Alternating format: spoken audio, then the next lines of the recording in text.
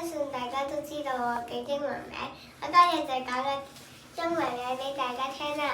其實我叫陳靜萱，我啱啱喺中文大學翻嚟，我已經完成晒我所有課程啦。而家逐一向你哋介紹。咁而家咧，我就會講咗第3課嘅密度與浮沉先嘅，因為佢濕啲。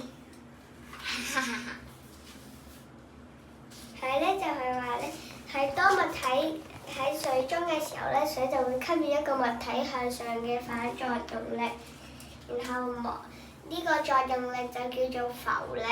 密度係物體嘅緊密程度，密度係決定物體喺液體中嘅浮沉關鍵，唔可以單靠佢嘅重量，所以重啲嘅嘢唔一定係沉㗎，輕啲嘅嘢都唔一定係浮㗎。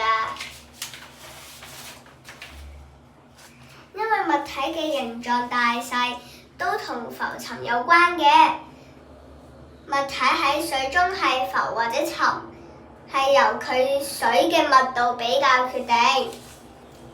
木嘅密度比水嘅細，所以木可以浮喺水上面。鐵嘅密度比水大，所以佢就浮唔到喺個水裡面啦。有個原理叫做阿基米德嘅原理與浮力啦。阿基米德原理咧係液體咧比物體向上嘅浮力等於物體所排開液體嘅重量。換句話講，一件物體如果可以排開佢同佢嘅重量一樣嘅份量嘅水，佢就可以浮到喺水上面啦。咁即係話佢個密度比水細，佢就可以浮到喺水面。佢嘅密度比水大，佢就越沉喺水面。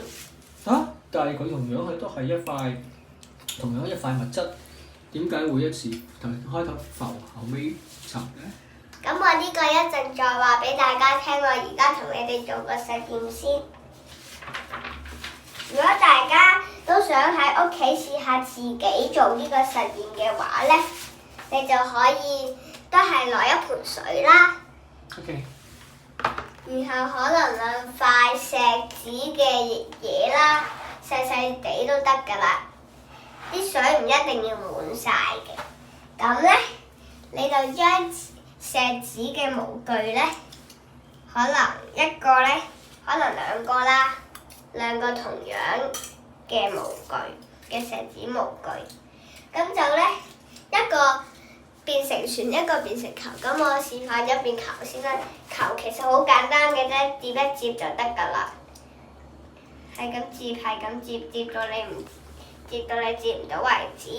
咁你試下擺入去喎。佢係沉咗啦，見唔見到大家？見到。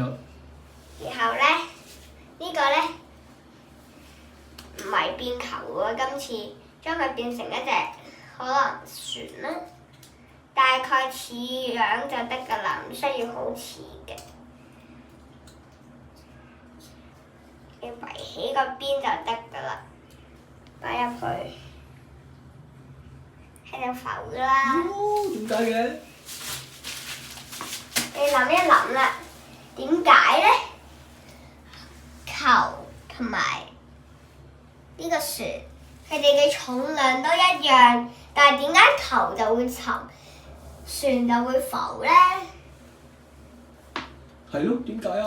係因為呢，一件物體呢喺水嘅浮沉呢，係唔係用重量決定嘅，而因為呢，呢個呢，佢個密度呢比水細，咁佢就可以浮到喺水面啦。呢個球嘅密度可能比水大，因為佢密度就即係佢喺埋一齊嘅數量嘅密度，咁佢個密度比水大就會沉咗落去㗎啦。沉咗落去㗎啦。OK。但係呢個接到好似船咁，個密度就冇水咁大啦。係。咁我而而家考下你咯喎，一件物體浮同沉係咪由物體決定物體嘅重量決定㗎？唔係。大家可以喺留言區度答。哦，原來留言區度答。第二題，邊一件物體有較大嘅體積？船定係球啊？大家都可以喺討論區度答。唔識嘅話可以唔使答。第三題，邊一件物體有較大嘅密度啊？船定係球？邊件物體排出多啲水？船定係球？呢條題目你哋大家可以唔答，哈哈。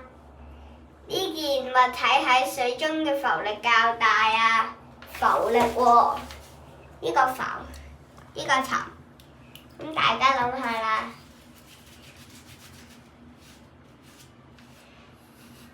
OK，完未啊？未啊！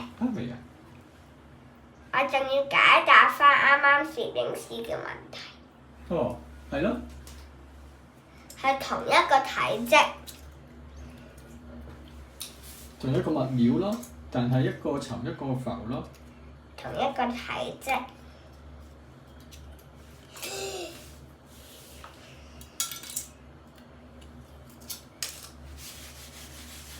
係同一個體積。點解一個可以浮，一個可以沉呢？你一個輕輕擺落去，喺度浮㗎啦。係喎。一個大力擺落去，喺度沉㗎啦。哦，係喎。咁係因為咧，你輕咧，你咁擺落去咧，佢嗰個唔會好重咁樣墜咗落去，咁佢就唔會沉㗎啦。呢個咧，你好快咁擺咗落去，咁佢就破壞咗水嘅表面張力，咁佢破壞咗之後，佢就跌咗落去，咁佢就自然會沉㗎啦。哦，原來呢個原因係水嘅表面張力。水嘅表面張力，我下一段片會繼續講，希望你哋可以繼續睇我段片啦，拜拜。